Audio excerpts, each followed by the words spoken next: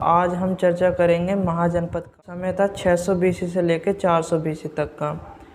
तो नमस्कार सभी साथियों को, मेरे YouTube चैनल में आपका स्वागत है। तो ये क्विक रिवीजन है एक, और काफ़ी अच्छे से आपकी क्लासेस चल भी रही है, मैं ले भी रहा हूँ। तो अगर किसी ने मेरी पिछली क्लास नहीं करी है कोई सी भी, तो आपको थोड़ी बहुत दिक्कत का सामना करना पड़ेगा। पहले आप वो वाली क्लासेस करिए, पीछे वाली। बहुत क्विक रिवीजन है, बहुत ज़्यादा बड़ी बड़ी क्लासेस नहीं है। 4 से 5 मिनट, 6 मिनट, 3 मिनट ऐसी वीडियो हैं, आपको ज़्यादा टाइम नहीं लगेगा, एक बार देख लीजिए। और मैं प्लीज़ आपसे एक रिक्वेस्ट करना चाहता हूँ, अगर आप सीरियस हैं अपनी एग्ज़ाम को लेके, अपनी प्रिपरेशन को लेके, तो प्लीज़ एक बार ज़रूर किसी भी पेड कोर्स से अपना सिलेबस कंप्लीट कर लो। आइए आज शुरू करते हैं बिना किसी देरी के। और आज की क्लास ज़्यादा बड़ी नहीं होगी, छोटी सी क्लास रखेंगे। तो आइए बात कर लेते हैं पहले हम महाजनपद काल की, जिसका समय था 600 बीसी से लेकर 400 बीसी तक का। तो आप एक बात सोचिए, महाजनपद यानी कि जिसका विस्तार हो चुका हो, जो बड़ा है, महाजन। तो ये एक वर्ड से ही पता लग रहा है। तो सबसे पहला इसमें जो छोटा सा एक, ये छोटे से शुरुआत हुई है। सबसे पहले कुल था, फिर उसके बाद आया ग्राम, फिर आया विश्व, और बाद में आया जन, और फिर बना महाजनपद। तो इस तरीके से इसका क्रम था, जो छोटे से लेके बड़े तक। महाजनपद काल की जो जानकारी है वो हमें कुछ ग्रंथों से प्राप्त होती है। जो पहला है वो है अंगुत्तर निकाय, जो बौद्ध धर्म से रिलेटेड है, और 16 महाजनपद के बारे में वहाँ से जानकारी मिलती है। और दूसरा है भगवती सूत्र, जो कि जैन धर्म से संबंधित है, और यहाँ से भी हमें 16 महाजनपदों के बारे में ही पता चलता है। और तीसरा है अष्टाध्यायी, जहाँ पे हमें 22 महाजनपदों का जिक्र। 16 महाजनपदों को 2 पार्ट में विभाजित किया गया है, एक तो राजतंत्र, दूसरा गणतंत्र। 14 तो राज्यतंत्र थे और 2 थे गणतंत्र। और जो 2 गणतंत्र राज्य थे वो वज्जी और मल्ल था।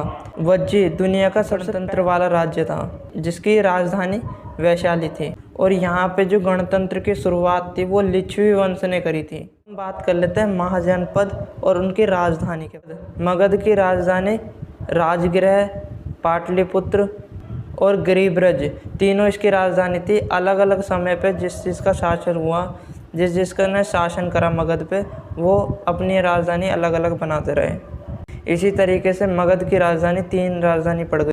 अंग, जिसकी राजधानी है चंपा, जो माल के किनारे पर बसा हुआ था।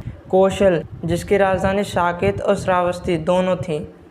साकेत जो नॉर्थ की तरफ और श्रावस्ती साउथ की तरफ थी। अवंती, जिसकी राजधानी उज्जैन और माहिष्मती भी थी। गंधार, जिसकी राजधानी तक्षशिला है। काशी, जिसकी राजधानी वाराणसी थी।